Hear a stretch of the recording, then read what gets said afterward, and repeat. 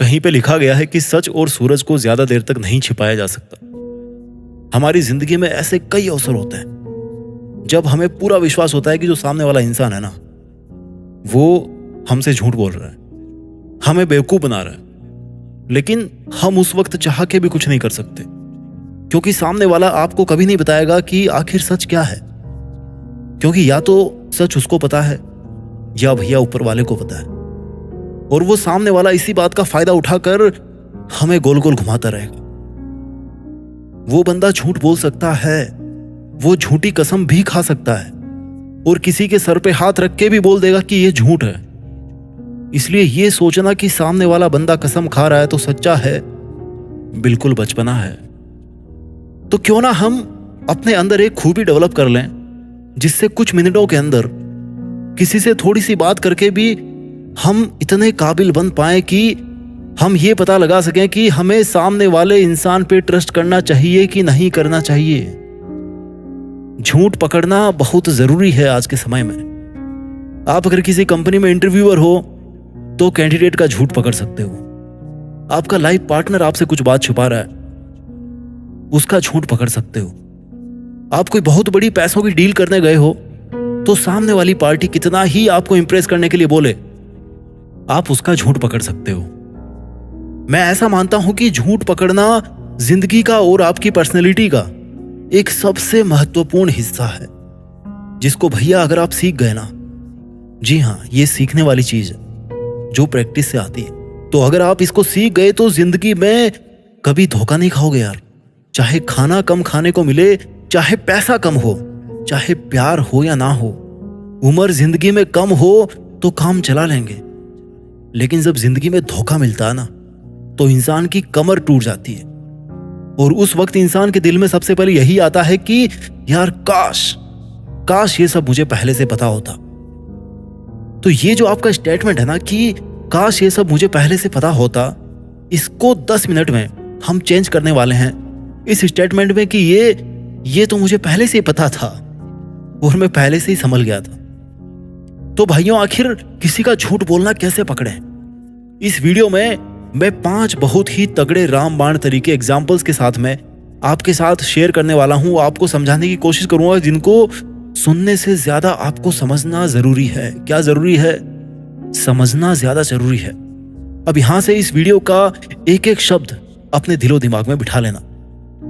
देखिए, मैं आपको झूठ पकड़ने के 5 तरीके बताऊं, इसके पहले एक डिस्क्लेमर देना चाहता हूं यार कि ये जो भी तरीके मैं आपको बताने वाला हूं, आप अगर इन सब को यूज कर रहे हो तो अपने रिस्क पे यूज कीजिए, क्योंकि जिंदगी में रिश्ते दोबारा नहीं बन पाते। आप जो भी कर रहे हो, फायदा आपका, नुकसान आपका, सबके जिम्मेदार आप ही हो। मैं कोई गारंटी नहीं ले रहा कि ये तरीके 100% आपके लिए काम करेंगे। तो मैं यही चाहूंगा कि किसी के नुकसान के लिए नहीं, बल्कि आपके फायदे के लिए, आपको सही रास्ता दिखाने के लिए और आपके खुद के सेटिस्फेक्शन के लिए इन तरीकों को आप यूज करें, जो मैंने काफी रिसर्च करके कहीं से ढूंढ के आपके लिए तैयार किए हैं। मेथड नंबर 1, झूठ को बढ़ा के पूछें। अब ये कौन सा तरीका है यार, झूठ को बढ़ा के पूछे तो अगला बंदा सच बता देगा? देखिए, उदाहरण से समझते हैं। आपके पर्स में 5000 रुपए पड़े थे। आप किसी फ्रेंड के साथ में रूम शेयर करते हो। आप किसी दिन मॉर्निंग में उठे और आपने अपना वॉलेट चेक किया और उसमें केवल आपको 3000 रुपए मिले, यानी कि 2000 रुपए आपके गायब हो गए। इन 2000 रुपए के अलावा आपके पर्स में बाकी सब ATM कार्ड वगैरह वही है, उनको किसी ने चोरी नहीं किया। यानी कि जिसने भी पैसे मारे हैं उसने केवल 2000 रुपए निकाले हैं। अब आपको लग रहा है कि आपके जो साथ वाला बंदा है ना, जिसको आप अपना फ्रेंड मानते हो, जिसके साथ में अपना रूम शेयर करते हो, उसने आपका पैसा मारा है। तो आप उससे कहो कि तुमने मेरे 5000 रुपए क्यों निकाले, तुमने मेरा ATM कार्ड क्यों चोरी किया है। और जब आप उसको ऐसा बोलोगे तो वो उसको स्वीकार नहीं करेगा, ऑब्वियस सी बात है। या तो वो बोलेगा कि मैंने कोई चोरी नहीं की, या वो बोलेगा कि मैंने तुम्हारे 5000 रुपए नहीं निकाले और ना ही तुम्हारे ATM लिए हैं। और जब वो इस पर्टिकुलर अमाउंट का, यानी कि 5000 रुपए का अपने स्टेटमेंट में बार बार यूज करे, तो इट मीन्स कि कहीं ना कहीं दाल में काला है। क्योंकि अगर उसने आपके 2000 रुपए निकाले हैं ना, तो वो सामने वाला बंदा इस बात पे बार बार जोर देगा। वो अपने आप को गलत तरीके से सही साबित करने की कोशिश करेगा कि मैंने तुम्हारे 5000 रुपए नहीं निकाले हैं, मैंने तुम्हारा कोई ATM कार्ड नहीं लिया है। तो फिर आप उसको तुरंत बोलिए कि फिर कितने निकाले हैं। हो सकता है बातों के फ्लो में उसके मुंह से निकल जाए, यानी कि झूठ को बढ़ा के पूछने से हो सकता है वो इंसान इतने बड़े ब्लेम से बचने के लिए केवल वो स्वीकार कर ले जो आप उससे करवाना चाहते हैं, यानी कि जो सच है। मेथड नंबर 2, घटनाओं के सीक्वेंस को उल्टे क्रम में पूछिए। देखिए क्या होता है कि जिससे आप सच उगलवाना चाहते हो ना, उसने अपने दिमाग में एक स्टोरी सेट कर रखी होती है।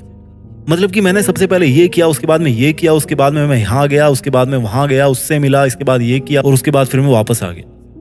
और ये जो स्टोरी होती है ना, उसने एकदम परफेक्ट तरीके से रटी होती है। अब आपको क्या नहीं करना है, देखिए आपने एक बार उसकी स्टोरी सुन ली तो दूसरी बार आप उसको स्टोरी ना सुनाने दे, बल्कि उसको उल्टी सीक्वेंस में उसकी स्टोरी के स्टेप्स को पूछिए। जैसे कि अच्छा ये बताओ, तुम इसके जस्ट पहले क्या कर रहे थे? अच्छा इसके पहले क्या कर रहे थे? और इसके पहले कहां थे तुम? आपके इस तरह से क्वेश्चंस पूछने पर अगर उसकी स्टोरी बदल रही है, या वो कनेक्ट नहीं कर पा रहा चीजों को, या वो काफी सोच समझ के, यानी कि सोचने की एक्टिंग कर रहा है, लेकिन एक्चुअल में वो अपनी बनाई गई झूठी स्टोरी में खुद ही फंस गया है और उसको याद करके बोलने की कोशिश कर रहा है, तो समझ जाइए कि भैया सावधान होने का वक्त आ गया है। क्योंकि हो सकता है वो अगला इंसान आपसे झूठ बोल रहा हो। क्योंकि भाई देखो, सच कितना ही कड़वा हो, पर सच की सबसे खास बात पता है क्या होती है? कि सच कहने के लिए सोचना नहीं पड़ता। अगर आप सच्चे हो ना, तो आपको कुछ भी याद रखने की जरूरत नहीं पड़ती है। आप बिना दिमाग पे जोर डाले अपनी बात को कह दोगे, क्योंकि आप सच्चे हो और आपके साथ में उस घटना का प्रैक्टिकल एक्सपीरियंस जुड़ा होता है, क्योंकि वो एक्चुअल में आपके साथ में हुआ था या एक्चुअल में आप वहां पे थे। तो कोई आपसे सीधा पूछे या उल्टा पूछे, आप आराम से जवाब दे दोगे। लेकिन झूठ के केस में स्टोरी को उल्टी सीक्वेंस में पूछने से उसके स्टेटमेंट्स बदलने के पूरे चांसेस होते हैं। मेथड नंबर 3, सामने वाले के दिमाग में यह बिठाओ कि उसने जो भी किया है उसने सही किया है और वो कोई बड़ी बात नहीं है। अगर आप भी उसकी जगह होते तो आप भी वही करते। ये आपको बिठाना है अगले वाले के दिमाग में। देखो यार क्या होता है, इंसान झूठ क्यों बोलता है, पहले आप इस बात को समझो। या तो उसका कहीं पे फायदा हो रहा होता है, उसके लिए वो झूठ बोलेगा, या फिर उसको अपराधी बना दिया जाएगा। अगर वो सच बोल देगा तो लोग उसकी इज्जत करना बंद कर देंगे, उसको घटिया समझेंगे, इसलिए वो शर्म के मारे सच्चाई नहीं बताना चाहता। तो ऐसे में उसका सच उगलवाने के लिए आपको खुद को भी उसके जैसा ही बनने की एक्टिंग करना पड़ेगा। आपको ये बोलना पड़ेगा कि यार मैंने भी एक बार ऐसा ही किया था लाइफ में और मुझे उसका कोई पछतावा नहीं है।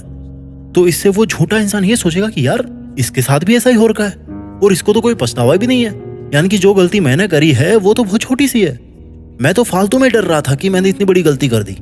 तो अगर उसके मन में आपने ये बिठा दिया कि उसने जो किया है वो कोई बड़ी बात नहीं है, तो इसके पूरे चांसेस हैं कि वो आपको कभी ना कभी सच जरूर बता देगा, या हो सकता है उसी टाइम पे बता दे।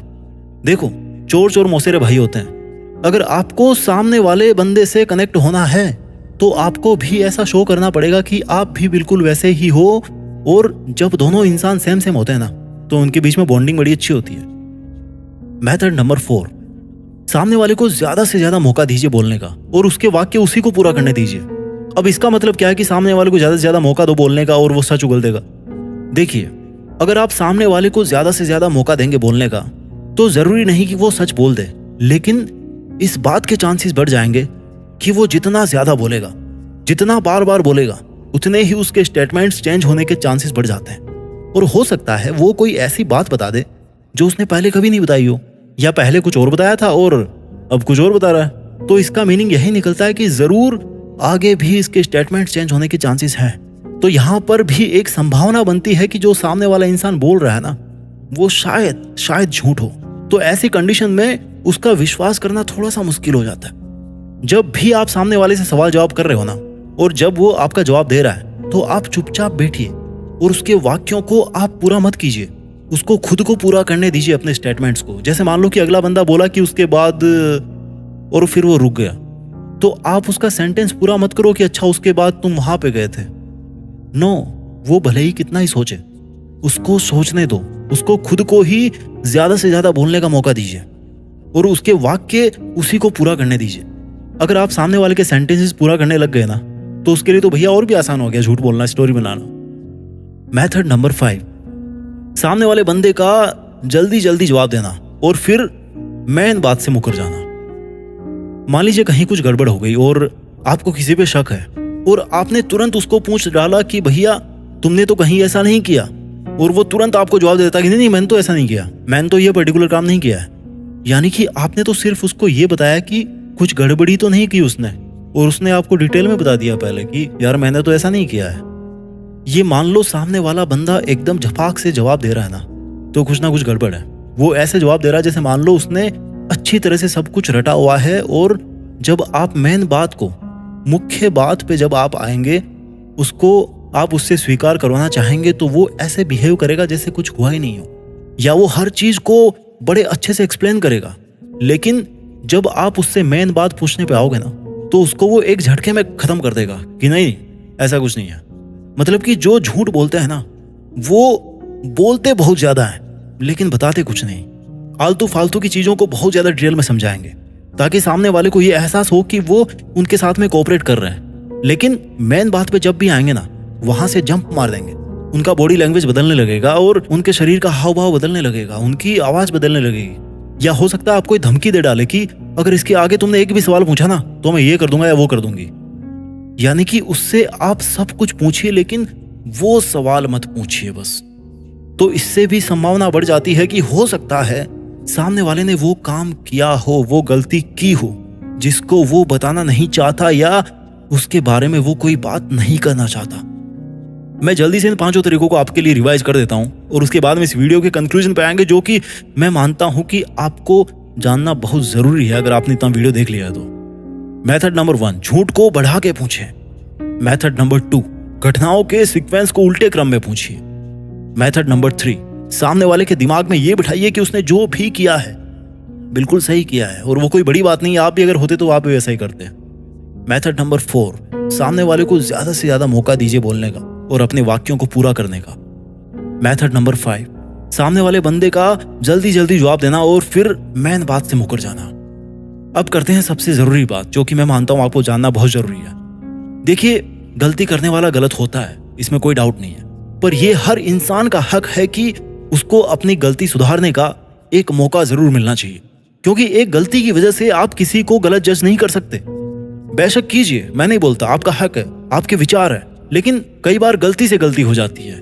कई बार इंसान मजबूर होता है और हो सकता है किसी का इरादा भी गलत हो सकता है उसने जानबूझ के किया हो, या हो सकता है जो गलती वो करने जा रहा है या उसने जो करी है उसके परिणाम से वो वाकिफ नहीं होगा, उसको नहीं पता था कि इतना बुरा हो जाएगा, और इसलिए भी इंसान गलत कदम उठा लेता है।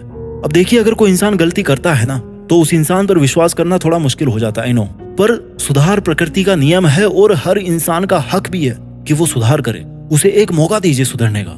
ये जिंदगी कोई अदालत तो है नहीं कि कदम कदम पर इंसान को बोले कि तू झूठा है, तूने ऐसा किया, तूने वैसा किया, तुझे सजा मिलनी चाहिए। ये जिंदगी है, ईमानदारी से जिंदगी जीनी है, एक सपने के साथ में जीनी है, इंसानियत से जीनी है। जिंदगी में जो भी आपने कुछ किया हो उसको कहने की हिम्मत होनी चाहिए, और जो भी आप कहते हो उसको करने का हौसला होना चाहिए। उम्मीद है आपके लिए वीडियो काफी हेल्पफुल रहा होगा। Thank you so much for watching. नमस्कार।